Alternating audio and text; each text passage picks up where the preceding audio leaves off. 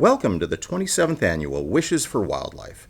We've got some exciting programming lined up for you folks tonight, but first, please welcome your host for tonight's event, Chris Saar. Hi, welcome to Wishes for Wildlife 2020. I'm Chris Saar, and tonight we're going to enjoy some good Halloween-themed fun at the Wishes for Wildlife 27th Annual event. It's not only a celebration of all that Liberty Wildlife does, but it's also our most important fundraiser of the year. So thanks to our sponsors and our attendees tonight.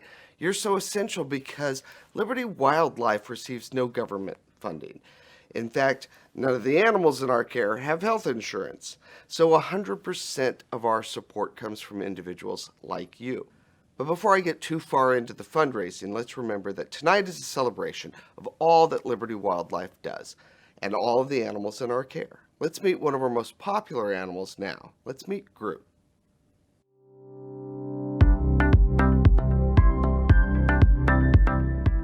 Groot is a coatimundi, and that's a species that's native to the Southwest, and we have them all around the valley, but they are not found in Indiana, which is exactly where we got him from.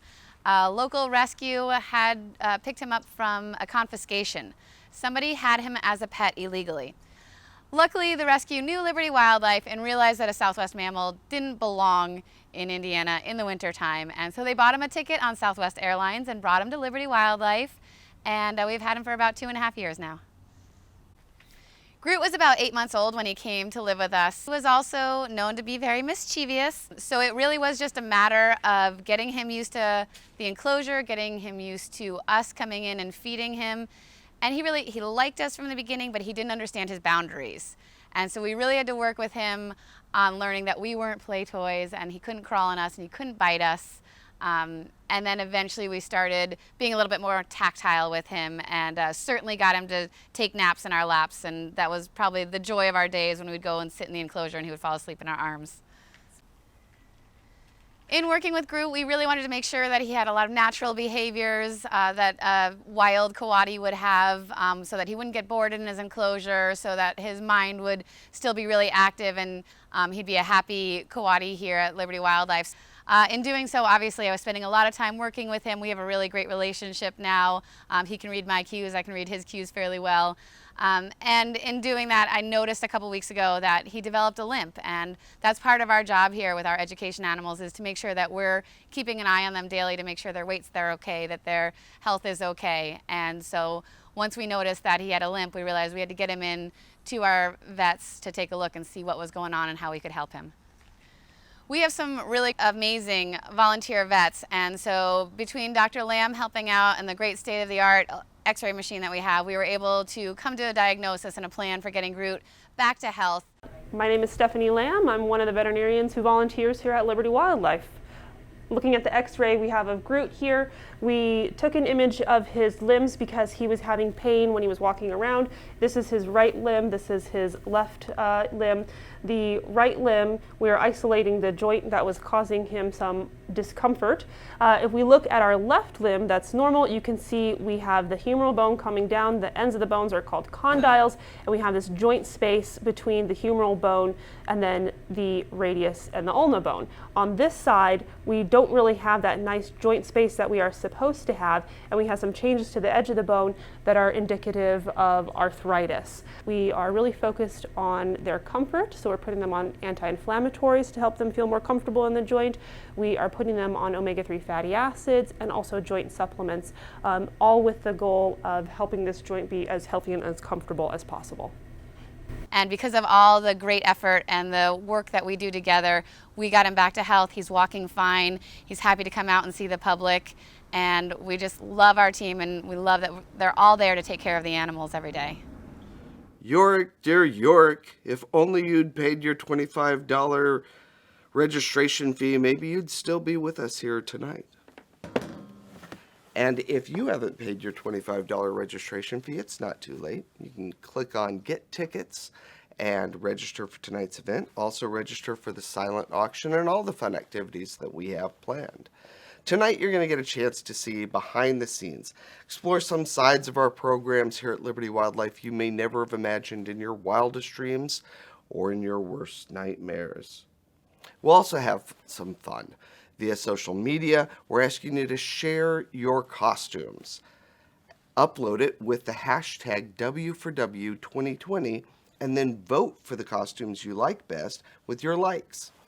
We have an amazing variety of items in the auction, so please explore all those categories, including our Fund and Needs section, where you can actually make a contribution. There's something for almost everyone, and if you're bidding from outside the Phoenix area, just remember that shipping charges will apply. Now let's take another look behind the scenes and learn about some of the animals that are not able to be returned to the wild, but how they still can have a meaningful life as a foster parent or as an education ambassador. Let's meet one of those animals now. Let's meet Tucker.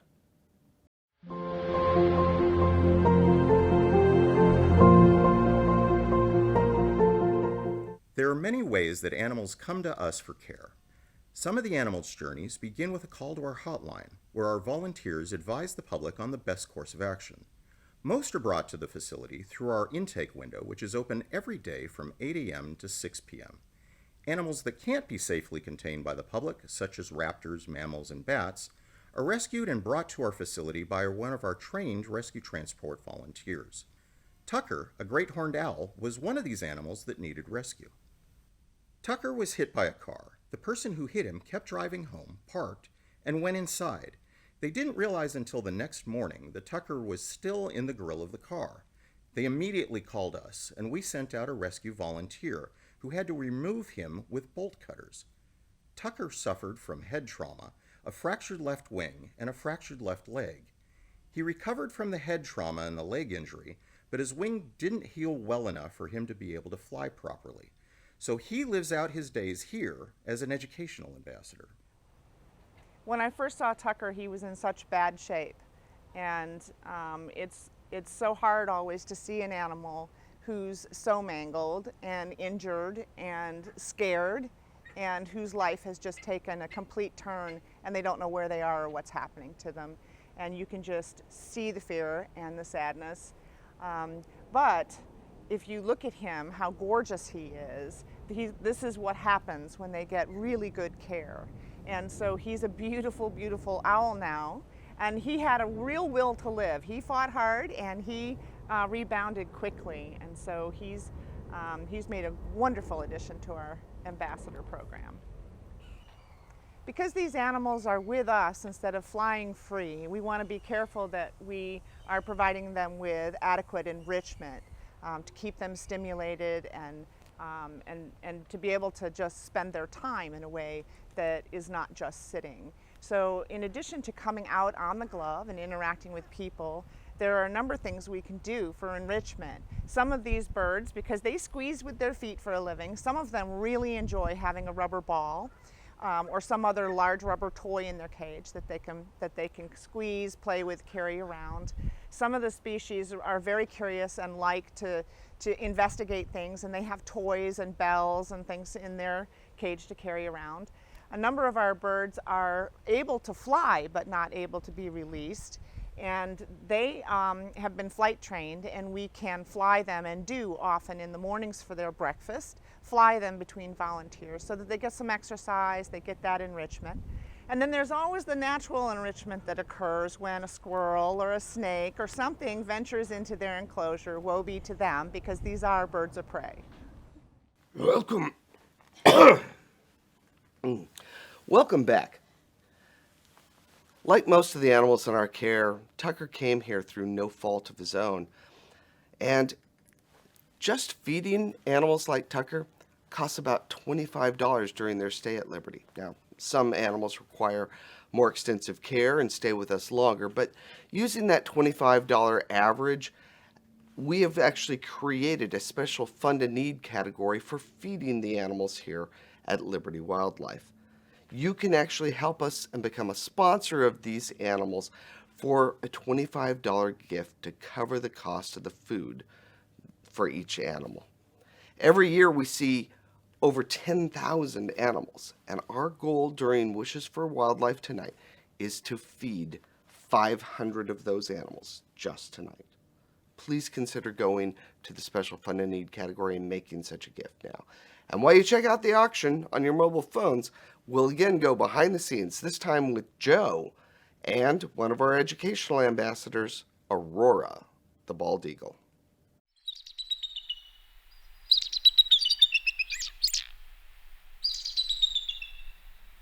Liberty Wildlife is much more than a wildlife rehabilitation organization, and our education programs are proof of that. By educating the public about wildlife all around us, we foster a greater community awareness of the issues that wildlife face. So this is Aurora, and Aurora is one of our educational eagles here at Liberty Wildlife. She's 17 years old this year. She came in, at a very young age, she had injured her left eye. Without dual vision, she doesn't have the depth perception that it takes for her to hunt in the wild. She gets to be an educator, teacher. We take her to a lot of school programs and take her out where the public can meet her. And our hope is that through her exposure to the public, that everyone who gets to meet Aurora will go away caring about their wildlife more than they did prior to that. I've been at this for pretty close to almost 30 years.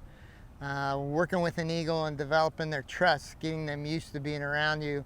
A lot of it has to do with putting yourself in the eagle's place, trying to realize what it is that they're dealing with. You bring them their food each day, you spend time with them, you get them used to the idea that you're going to be kind and you'll be nice to them, and they'll get fed and cared for, and they actually look for you at this point when you show up in the morning.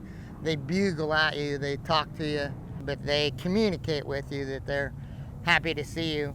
A lot of working with an eagle or any raptor is the bird's behavior. You want to watch what's going on with the bird. So a lot of working with the bird is the process of developing their trust, getting them used to you, you getting used to them.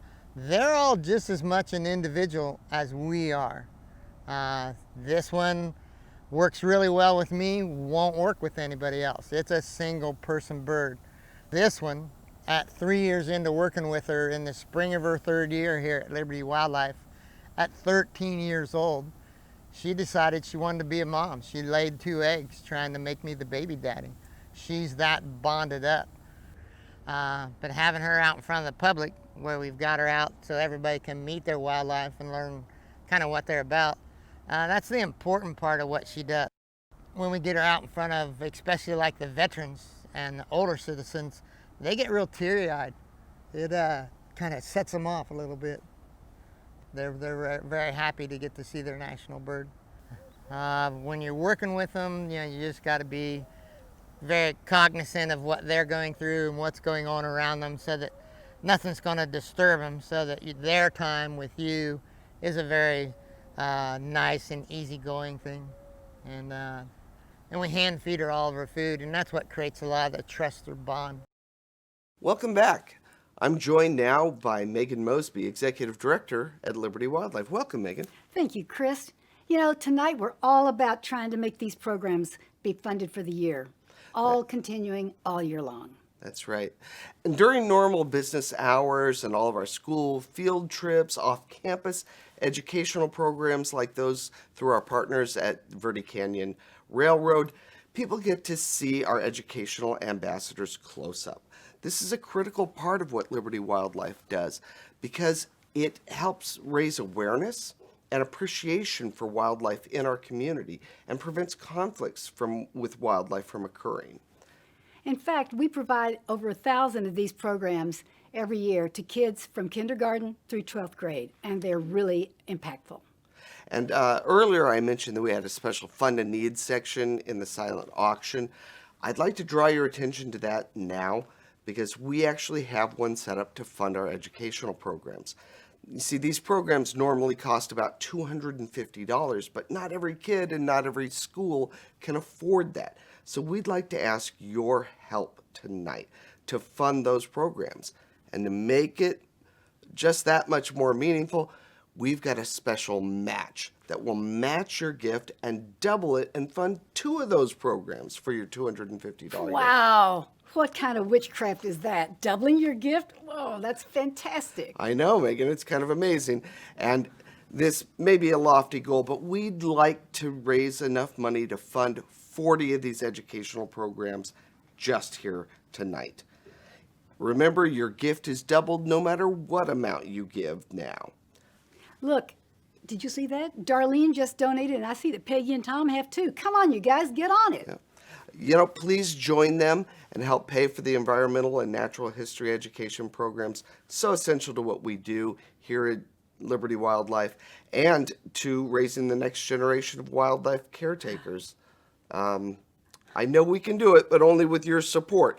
Now, I sense that we better get on with our program. So please go to the auction category Fund a Need now, and we hope we're still here when you get back. Inehia haya hone, inehia haya hone. Welcome to Liberty Wildlife's Non-Eagle Feather Repository, or NEFR. NEFR was founded in 2010 to provide a way for Native Americans to legally obtain non-eagle feathers. Access to feathers is vital to the preservation of Native American cultures. Recognizing this issue, NEFR sends feathers free of charge to tribes across the United States for use in religious and cultural ceremonies.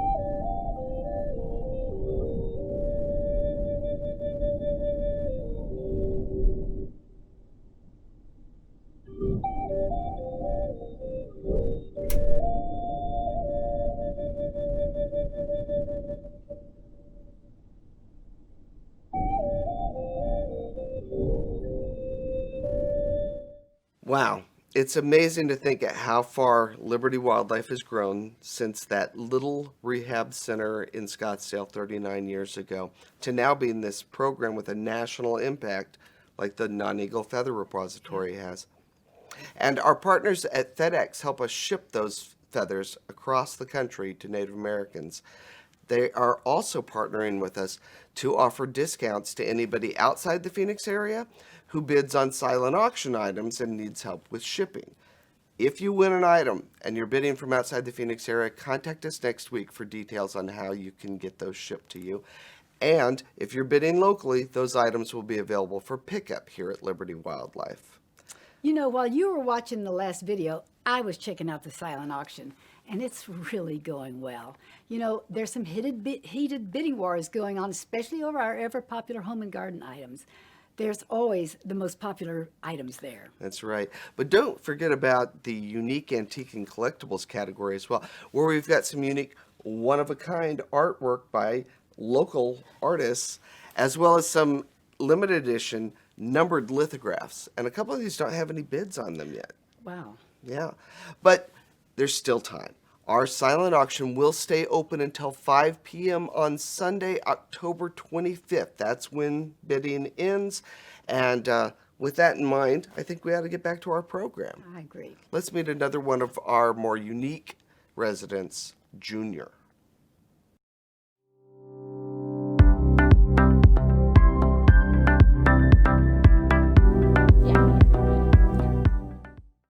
Meet Junior. Junior is a 7-year-old black-crowned night heron. They are the most widespread herons in the world, living in freshwater, saltwater, and brackish wetlands. As a night heron, they mostly hunt between the evening and early morning hours. Being opportunistic hunters, their diet can include crayfish, mussels, fish, amphibians, and lizards. Junior loves fish, but he's not the only one hungry this morning. On an average day, we go through about 20 pounds of seed, 5 pounds of fish, 55 pounds of meat, and 380 worms. That's a lot of food. and we rely on volunteers to prep and feed most of our wildlife. So this is Junior. Junior is a black-crowned night heron, and he actually came to Liberty Wildlife. He's going to go to his nest. Here, you need your food. He came to Liberty Wildlife. He was what we call an imprint. So somebody had Junior for over a month, and they decided to turn him in, and they turned him into Arizona Game and Fish. And once he was there, it was definite that he was an imprint. So what he's doing right here is some of his behaviors where he's social. They are a social bird. And Junior here, what he's done is he's decided to build a nest, and the males typically will start building the nest. They pick a spot, then the females say yes, and then the female starts to build, and he brings all the sticks. He'll sit there and he'll court us, and he does a lot of courting behaviors, but he's basically a really friendly bird. And the fun thing about the black-crowned night herons is that these guys, they are crepuscular. They do hang out and are most active around nighttime and in dusk. But being a nighttime hunter, he has a lot more options. And they are one of the few herons that also use tools to help hunt. And what they'll do, which is this really cool thing, is they'll take an item and they'll toss it like a leaf or something into the water within range for them, which means the fish will come up to grab that leaf, and that enables them to strike out and grab that fish. He does like mice. They like crustaceans, frogs, lizards, other things, which he can hunt in his lovely enclosure here. That gives him a little bit of behavioral enrichment. So one of the reasons I'm in here with Junior is Junior and I have a special bond. He likes a lot of people, but him and I, we kind of hang out, and I think part of the reason why he's bonded well with me and a couple others is because we were the ones that when he first came here, and we had to start working with him and try to give him some behavioral enrichment and get him into some type of behaviors to keep him doing things that are safe and fun for him, to encourage him and make his day brighter, you know. And I think that's partly why he really likes to have us involved in his life. So he's one of the few birds that we all get to have a little more contact with, which is kind of fun. Well, in that last clip, you can really see the bond that our volunteers and our staff build with these animals. It's heartening to know that these animals still have a home and a purpose when they can't be returned to nature. But that still is our primary goal, to release these animals back into their natural environment. And now we'd like to share a few of these recent successes with you.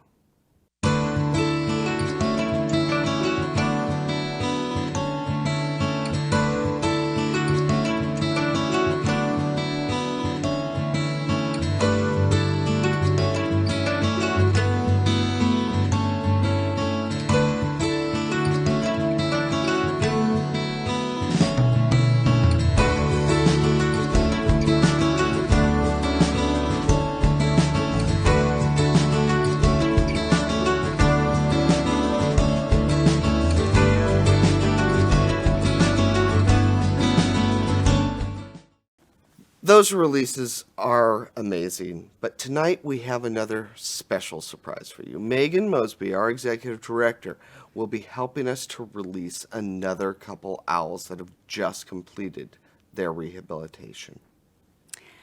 It's a tradition, and for any of those of you who've been to our releases before, we always make a wish. Everyone makes a wish. You don't have to say it out loud. You can keep it secret to yourself. You can wish for yourself. You can wish for the owl. You can wish for the universe. We need it.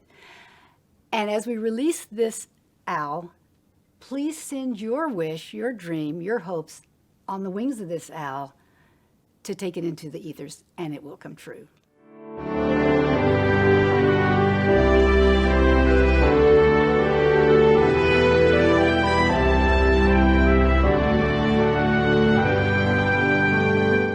And that concludes the 27th annual Wishes for Wildlife event. Thank you for joining us this evening. And again, special thanks to all of our sponsors and donors. Just because the event is over, we're always open to your support. In fact, the silent auction will stay open until 5 p.m. on Sunday, October 25th.